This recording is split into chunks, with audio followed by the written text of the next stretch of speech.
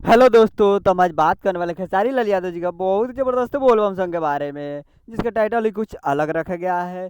जिस सॉन्ग का टाइटल रखा गया है पियले बानी गांजा, जिसे लिखे हैं आज़ाद सिंह जी और म्यूजिक दिए हैं आर्या शर्मा जी और गाए हैं खेसारी लाल यादव जी।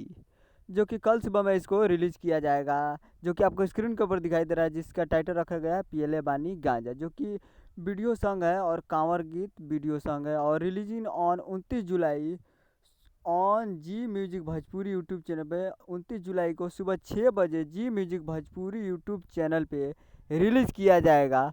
तो आप लोग जाइए और जाकर Zee music Bhojpuri YouTube channel पे फुल वीडियो सॉन्ग सुबह 6 बजे कल 29 जुलाई को आप सुन सकते हैं। तो जाइए और प्यार दीजिए। उम्मीद करा वीडियो अच्छा लगा हो तो हमारे चैनल को सब्सक्राइब करके बेल आइकन प्रेस कर दीजिए, ताकि ऐसे ही खेसारी लाल यादव जी के लेटेस्ट न्यूज़ लाते रहें।